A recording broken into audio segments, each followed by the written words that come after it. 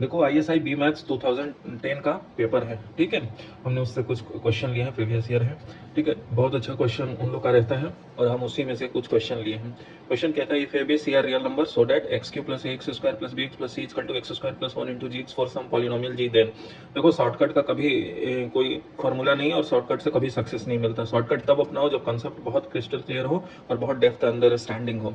देखो इक्वेशन क्या है, ये क्यूबिक पॉलिनोमियल है एक्स क्यू LHS में x cube plus x square plus b x plus c, और RHS में देखो x square plus 1 times g x है फॉर सम पॉलिनोमियल जी। अब देखो एक्स स्क्वायर मिल गया है और एक्स क्यू यहाँ हाईएस्ट डिग्री ऑफ पॉलिनोमियल है, तो कोई ऐसा पॉलिनोमियल हमें मिलेगा जो लीनियर होगा जी एक्स, तभी तो मल्टीप्लाई होकर मैक्सिमम एक्स क्यू मिलेगा हमें। और देखो उसका कोफिशिएंट हमने 1 माना क्योंकि एक्स स्क्वायर से एक्स मल्टीप्लाई होगा तो एक्स क्यू मिलेगा, तो एक्स प्लस सम कॉन्स्टेंट के मान लेते हैं, ठीक है। तो जी एक्स ये आपको मिलेगा। अब मल्टीप्लाई कर लो इसे, एक्स क्यू प्लस के x square plus x plus के।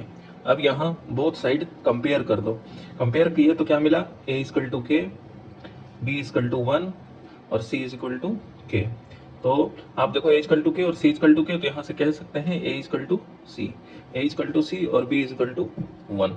अब देखो पहला ही ऑप्शन हमें मिल गया, बी इजकल टू 1 और ए इजकल टू सी, तो करेक्ट ऑप्शन ए इसमें, ठीक है। अगला क्वेश्चन देखो, suppose x is an irrational number and ABCD are non zero rational number. देखो ABCD क्या है, नॉन जीरो है, ठीक है, rational numbers. If x plus b upon c x plus d is rational, ये देखो ये रेशनल है लेकिन एक्स क्या है आपका, इरेशनल है, ठीक है। तो पूछ रहा है देन वी मस्ट हैव। अब देखो ABCD नॉन जीरो है, कह रहा है ऑप्शन में दे रखा है equal to c equal to zero, तो खुद गलत है भाई। जब क्वेश्चन में ही तुम कह रहे हो कि नॉन जीरो है तो फिर ये जीरो के बराबर कैसे, ठीक है। अब देखो ax plus b upon c x plus d, a factor out कर लो और सी फैक्टर आउट कर लो, a equal to x plus b upon a upon c into x plus d upon c, यही बनेगा, ठीक है। अब आप देखो ए अपॉन सी क्या है, रेशनल होगा, ठीक है। ABCD रेशनल नंबर है तो रेशियो भी रेशनल नंबर का रेशनल ही मिलता है।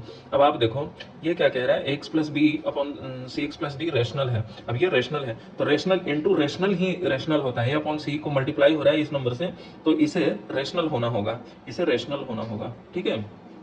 अब आप देखो ये रेशनल, ये इरेशनल है एक्स और ये बी बाई ये रेशनल है, ये इरेशनल है और डी बाई सी, तो क्या रेशनल प्लस इरेशनल क्या मिलता है हमें, इरेशनल मिलता है। तो ये इरेशनल है और नीचे भी इरेशनल है, तो ये दोनों इरेशनल को आपस में इक्वल होना होगा, तभी कट के 1 होगा और तब ये रेशनल बनेगा। तो इसका मतलब this implies b upon a is equal to d upon c होना होगा, तभी ये दोनों बराबर हो गए, कट जाएगा, नहीं तो ये रेशनल है और ये इरेशनल है, यहाँ रेशनल है और ये इरेशनल है, ठीक है।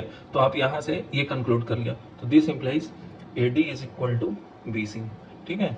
तो आप अब ऑप्शन देख लो, करेक्ट ऑप्शन सी है। आप ई भी सही है लेकिन ये इसका स्पेशल केस है, इक्वल टू सी और बी इक्वल टू डी, ठीक है। यहाँ से आप ऐसे भी कह सकते हो equal to c b equal to, लेकिन ये इसका स्पेशल केस है, ठीक है। आपको पूरा का पूरा ये AD इक्वल टू BC है जो सारे आपके कंडीशन को मैच कर रहे हैं, ठीक है। तो आपको ऐसे आपको एनालिसिस करने आना चाहिए, ठीक है।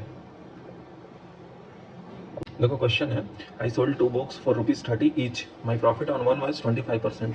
देखो 2 बुक को मैंने 30 रुपया हर एक को बेचा, ठीक है, हर को 30 रुपये में बेचा, एक पे प्रॉफिट हमें 25% का मिला, and the loss on the other was 25%, दूसरे पर हमें हानि 25% का मिला, ठीक है। देन ऑन द होल क्या हुआ, I lost ₹5, I lost ₹4, gain ₹4, neither gain nor lost.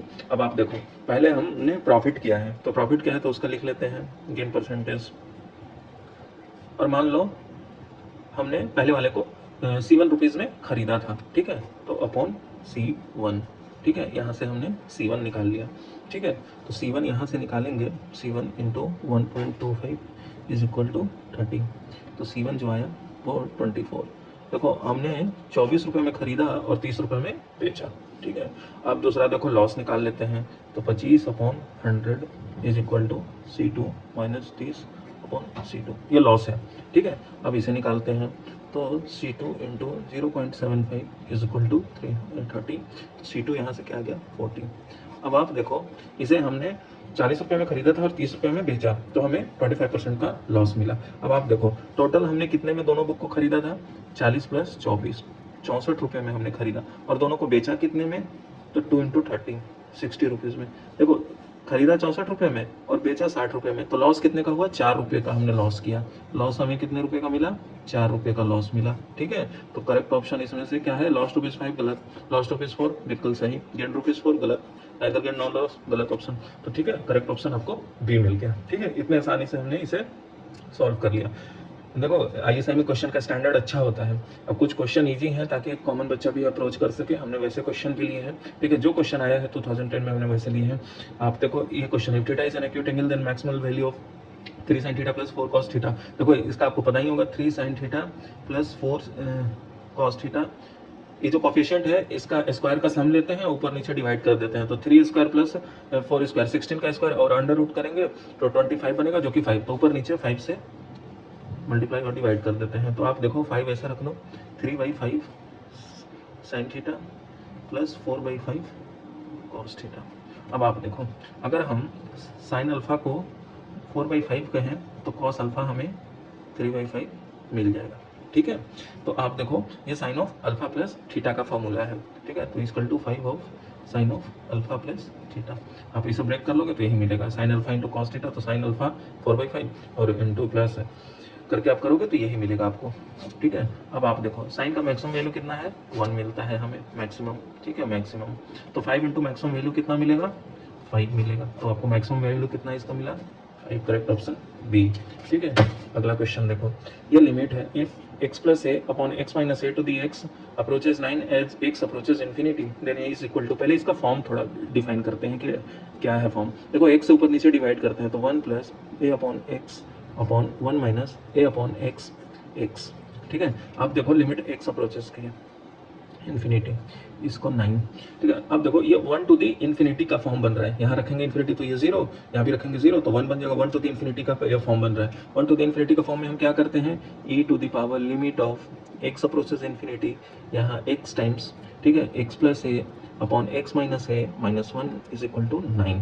ठीक है, यही होता है जब 1 टू द इन्फिनिटी का फॉर्म बनता है। तो हमें फॉर्म पहचानना बहुत ज़रूरी था, जो कि हमने पहचान लिया, 1 टू द इन्फिनिटी का फॉर्म में है। ठीक है, अब इसे सॉल्व करते हैं। तो इस यहाँ से e to the limit x approaches infinity, ठीक है, x टाइम्स ये इधर कर लिए तो क्या बन जाएगा आपके पास? 2a upon x minus a is equal to 9। अब x से इसको डिवाइड कर देते हैं या x नीचे से फैक्टर आउट कर लेते हैं। तो e to the power limit x approaches infinity, ठीक है, 2a upon 1 minus a upon x is equal to 9। अब यहाँ इन्फिनिटी रखो तो e टू दी 2a बनेगा, तो e to the 2a is equal to 9। दोनों तरफ ln ले लो तो 2a is equal to ln 9। 9 को लिख सकते हैं 3 का स्क्वायर, तो 2 इधर लेके आ जाओ, 2 ln 3। तो यहाँ से a क्या लिख दिए? ln 3। ठीक है, इतने आसानी से हम फाइनल रिजल्ट तक पहुँच गए। हमें बस बेसिकली ये फॉर्म हमें पता होना चाहिए था। तो a इक्वल टू log 3 आपका सही ऑप्शन है, करेक्ट ऑप्शन बी बन गया। देखो क्वेश्चन कह रहा है the function f x equal to mod of x plus sine of x plus cos cube x is continuous but not differentiable at x equal to 0, differentiable at x equal to 0, या bounded function which is not continuous at x equal to 0, bounded function which is continuous at x equal to 0। देखो bounded का मतलब जिसकी range सीमित हो, ठीक है, जिसकी रेंज सीमित हो उसे बाउंडेड कहते हैं। देखो sin x का रेंज -1 से 1, cos q का रेंज -1 से 1, ये दोनों तो बाउंडेड है। mod x बाउंडेड नहीं है, क्यों? इसका ग्राफ आप देखो तो ये है, ये 0 से इन्फिनिटी तक जाता है। ठीक है, ये तो -1 से 1 के बीच में है, ये भी -1 से 1 के बीच में है, लेकिन mod x नहीं है, तो बाउंडेड दोनों नहीं होंगे। ऑप्शन सी और डी तो दोनों ऑप्शन एलिमिनेट कर दिया, बाउंडेड है ही नहीं भाई, ये बाउंडेड फंक्शन है ही नहीं mod x। आप देखो डिफरेंशिएबल का आप चेक करते हैं, क्योंकि यहाँ डिफरेंशिएबल कह रहा है, यहाँ डिफरेंशिएबल कह रहा है। अब आप देखो एक जगह नॉन डिफरेंशिएबल, एक डिफरेंशिएबल है। sin x differentiable for every real values of x, cos cube x always differentiable for every real values of x। mod x कहाँ डिफरेंशिएबल नहीं है? 0 पे। यहाँ क्यों? क्योंकि तुरंत स्लोप, यहाँ देखो नेगेटिव स्लोप है, तुरंत पॉजिटिव स्लोप बन गया, या दूसरे कहो तो 7 टर्न यहाँ बन रहा है, कॉर्नर बन रहा है बिल्कुल। तो mod x तो डिफरेंशिएबल नहीं है, तो sum of differentiable plus non differentiable function always क्या मिलेगा आपको? नॉन डिफरेंशिएबल ही मिलेगा। तो करेक्ट ऑप्शन आपको ये है, continuous but not differentiable at x equal to, ये कह रहा है डिफरेंशिएबल नहीं भाई, एक्स इक्वल टू 0 पे mod x डिफरेंशिएबल नहीं है। तो इस तरह से आप देखें इस क्वेश्चन को यूं ही वर्बली हमने सॉल्व कर दिया बगैर कुछ लिखे, बस हमें फंक्शन का नेचर पता था और हमें अपना फंडामेंटल्स क्लियर था, इसलिए हमने सॉल्व कर लिया। अब देखो ये हमने आईएसआई का क्वेश्चन लिया था, अगले पार्ट में हम और भी क्वेश्चन लेंगे। आपको ये आईएसआई का क्वेश्चन बहुत अच्छा रहता है, उसका लेवल काफी अच्छा रहता है, एनालिसिस बेस्ड रहता है। आप ऐसा नहीं कि कोई फार्मूला रटे लगा दिया, वैसे बहुत ही लिमिटेड क्वेश्चन में रहता है। बेसिकली मोस्टली क्वेश्चंस में आपको डेप्थ कंसेप्ट ही लगाना चाहिए और मांगता भी है, और उसमें आपको बहुत अच्छा सॉल्व करके फील होगा।